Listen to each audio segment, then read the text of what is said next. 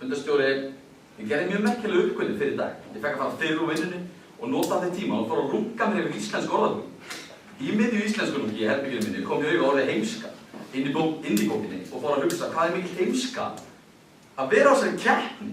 Sjá til heimska getur þýtt 3 hluti. 1. Vitsmunaskortur og svona í alvörunni, ég hata henni fólk. Svona fólk sem veit ekki hvað Þýskaland en samt er hart á því að það sé staðsett á sama stað á Finnland. 2. Fjarstæða. Að gera eitthvað svo fjarstætt að það meikar ekki svona sens að hugsa út í það, eins og ætla eftir þess að allir að sé edrú á sunnudegi. 3. Frauð eða nasabrjóski nefóli á sviðnum kindarhaus og ég gleymi því bara. Frekar vandann. Og hverjum degi skapast fullt af vandamáli fyrir alla sem hver og einn á miservitt með að leysa. Heimski maðurinn á þar erfiðast með að leysa sín vandamál og þar komum við, gáfaðar, eins og sumir kjósa að kalla okkur hið upplýstu eða á góðri latinu Illuminati. Tökumst það með fundarstjórn.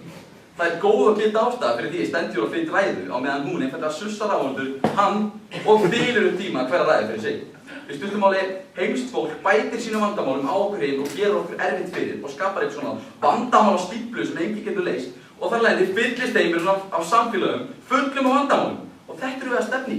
Heimska fólki að fylla heiminn okkar af vandamálum og núna tíminn að ég sömu sér bara einhvern og gera heimsku ólöfum. Krakkarnir virðast ekki ná því að við erum ekki að tala að fólki sé refsað fyrir að vera heimskt. Ég vil það kannski, en Stefán er náttúrulega bara einhver nasisti, en ég er ósammála ykkur strákar. Íris, þú kallaðir Óla ömulegan gaur, tvisvar, hvernig dirfist? Íris, auðvitað viljum við sekta þér fyrir íþróttaheinsku, við mælum með þeim. Siggi sagði að heimska og heimsku gaur var ekki að saman. Hann kom samt með mjög fín dæmi á hann og það er bara alveg rétt. En þú kallar ekki allt sem fólk kannski ákveður fyrir mistök heimsku. Heimska skapar ítrekku vandamál og þess vegna köllum við þau heimsku. Vandamál sköpuðu heimsku, gera heiminn að vera stað. Þetta er asnaður. Atli sagði, vildi fangelsa heimskt fólk? Nei, alls ekki. Ég sagði bara að vera sniður. Þetta er ekkert heimsku. Atli sagði að það væri bara heimskingar að steikja burgers. Gau, ég ætla bara að minna það að þessi heimskingar vita ákveðlega miklu meiri þú hvernig á að steikja burger. En Atli, hver heimsku þá? Það var sekta.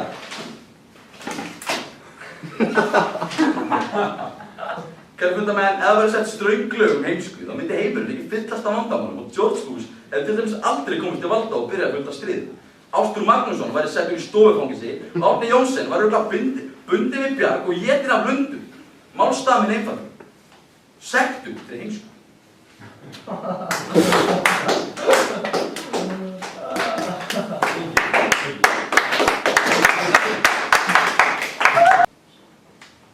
Fundarstjóri, mér langar að segja sögu.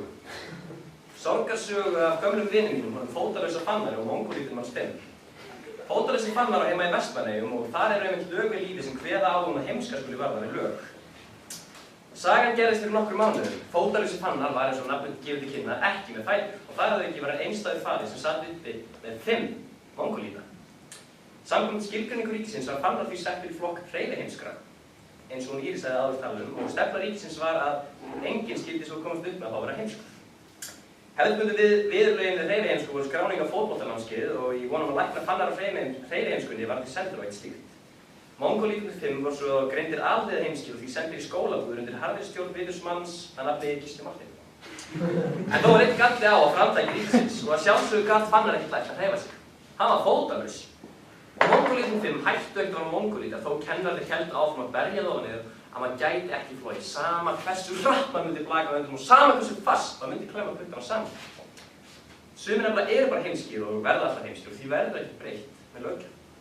Þegar Fótalausi Fannar hefði verið á fótboltanámskeiði í 3 vikur, uppgötvaði hann elskaði þær einstæður. Hann elskaði mongólítana sína og hann vildi bara hreyfiheimskur faðir í friði. Til að samræða þetta verða þannig að sumir eru og verða alltaf heimskir, á meðan aðrir vilja einfaldlega vera óuppvístir og heimskir. Það er réttur mannsins að vera gáfaður og okkar mati ættu allir á svipaðan rétt til að vera heimskir. Þessi pressi vildi útrýma heimsku fólki. Svona no joke. Hver á þá að fara í FG? Hverjum á í þá að gera grína í heimskum ræðinu? Og svaraði nú, hver á að fucking steikja burgerinn minn? Hákon glóðstekti 6 pýrum helgina, góður. Stefán sagðist til að útrýma ljótu fólki. Ég er með game í það. Það myndi til dæmis koma í veg fyrir vandræðilegar uppákomu í rúminu mínu sunnudagsmorgun en að láta ljótleika varðarlög er ekki rétta leiðin. Mun hendur og verður til þess að henda verðum í eldfjall. Tíma verður djúpið búin með þig, svona no joke. Guðmar, ég get ekki svarað það en ég má bara kjafta þess, það er að því að flytja fyrir ljót. Ég er eins og Justin Bieber og því fæ ég vel að rýna þeim. Ólafur, það er gott að búa í Kópavogi, ég sagði að það væri ólulegt ykkur heimskuleg hluti. Það er vel rétt, en heimskan sjálf er samt góðu gild, rétt þess að lægja graður samt banna að nauðga. Gummi sagði að gáða fólk vinna inn á McDonald's. Ok, þetta er í mesta lagi gáða fólk að íta rauðan starfstakk og segja verður þetta góður. Flott, Gummi. Takk fyrir 30 sekúndur, ég þarf að fara af því að hann rúkar við núna. Takk.